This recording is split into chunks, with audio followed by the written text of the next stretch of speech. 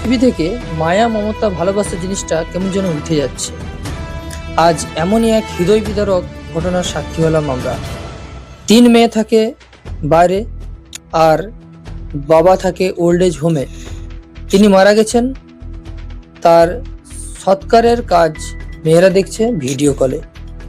প্রশ্ন কি করছেন যে সৎকারটা আর কতক্ষণ সময় লাগবে শেষ হতে? আমাদের স্নান করা আছে, খাওয়া দাওয়া আছে। আপনারা বুঝতে পারছেন মানবতা আজ কোন জায়গায় গিয়ে পৌঁছেছে? যে ছেলে মেয়ের জন্য তার বাবা মারা অক্লান্ত পরিশ্রম করে নিজের সুখ স্বাচ্ছন্দ্যকে ত্যাগ করে দিয়ে ছেলে মেয়ের জন্য খেটে বেড়ায়, সেই ছেলে মেয়ে বড় হয়ে বাবাকে বৃদ্ধাশ্রম, মাকে বৃদ্ধাশ্রমে গিয়ে রেখে আসে। তাদের দেখভাল করার সময় পর্যন্ত তাদের নেই। এই কি আমরা মডার্ন হয়েছি?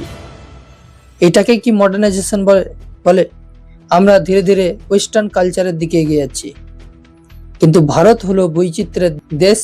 এই ভারত দেশকে আমরা এইভাবে মায়া মমতা ছিন্ন হতে দেব না, এই পণ করি। নিজের জীবনের একটা মূল্যবান সময় আমরা আমাদের মা বাবার সঙ্গে কথা বলে ব্যয় করি, এটাই কাঙ্ক্ষিত।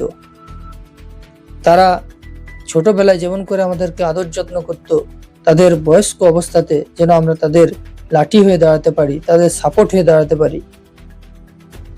জীবনে কি টাকা ইনকাম করাটাই এক মহান কাজ, সব থেকে বড় কাজ হয়ে উঠেছে? আজকে আমাদের মা বাপের জন্য সময় নেই, আমরা মা বাপকে দেখভাল করার সময় পাই না। আমরা যখন ওল্ড এজে পৌঁছাবো, তাহলে আমাদেরকে আমাদের ছেলেমেয়েরা কি সেরকম ভাবে ট্রিট করবে? এটা কিন্তু ভাববার বিষয়।